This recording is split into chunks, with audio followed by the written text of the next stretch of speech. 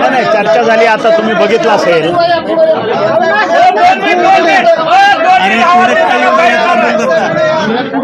की घोषणा अधिकृत केलेली आहे। एनडीए सरकारमध्ये सामील व्हायचा निर्णय हा घेतलेला आहे आणि त्याचं मुख्य कारण जे आहे ते विकास। कारण देशामध्ये 3 नंबर मागासलेला जिल्हा म्हणून आपल्या जिल्ह्याचं मागासलेपण आहे आणि ती खंत कुठंतरी ओमराजेंच्या मनामध्ये होती आणि त्याला कुठंतरी छेद देण्याचं काम आज त्यांनी आपला निर्णय घेऊन जाहीर केला आहे। आज माननीय आमचे पक्षप्रमुख एकनाथजीबाई शिंदे, आमचे दुसरे नेते श्रीकांतजी शिंदे यांच्या नेतृत्वावरती विश्वास ठेवून आज खऱ्या अर्थानं हे मिशन टायगर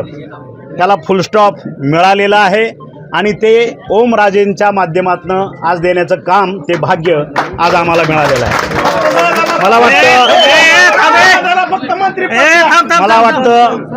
मला वाटतं पक्षप्रमुखांनी जी जबाबदारी आमच्यावर सोपवली होती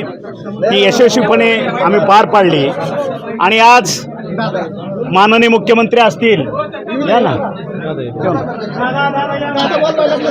माननीय मुख्यमंत्री असतील, उपमुख्यमंत्री असतील, आमच्या युतीतील सर्व घटक पक्ष असतील, ह्यांनी आमच्या ओमराजेंना शब्द दिलेला आहे की कुठल्याही परिस्थितीमध्ये धाराशिव जिल्ह्याचा मागच्या 7 वर्षामध्ये विकासाचा जो बॅकलॉग आहे तो आम्ही भरून काढल्याशिवाय स्वस्थ बसणार नाही हा शब्द आज ओमराजेंना दिलेला आहे आणि त्याची प्रचिती आज ओमराजेंनी ज्या पद्धतीनं निर्णय घेतलेला आहे हा निर्णय ओमराजेंनी स्वतःच्या स्वार्थासाठी घेतलेला नाही। कारण तळागाळात राहून कार्यकर्त्यामध्ये फिरणारा सर्वसामान्यांचा अश्रू पुसणारा हा ओमराजे आहे आणि मग त्याची जी तळमळ होती, त्यांची जी तडफड होती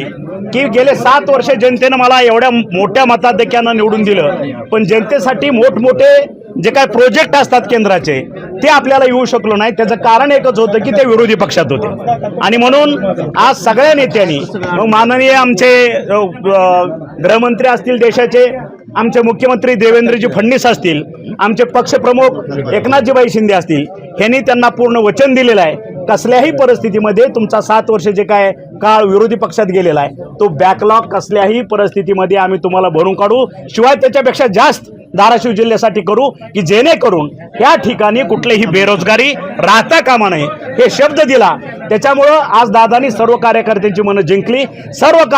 कार्यकर्त्याबरोबर चर्चा केली आणि एक मतानं निर्णय घेण्यात आला की कसल्याही परिस्थितीमध्ये गोरगरिबांच्या अश्रू पुसण्यासाठी आपल्याला एनडीएला पाठिंबा देणं गरजेचं आहे आणि आज 6 खासदारांनी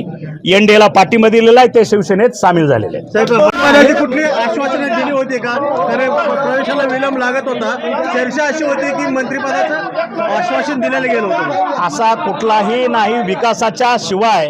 ओमराजेंनी कुठलीही मागणी पक्षप्रमुखाकडे किंवा एनडीएच्या नेत्याकडे केलेली नाही।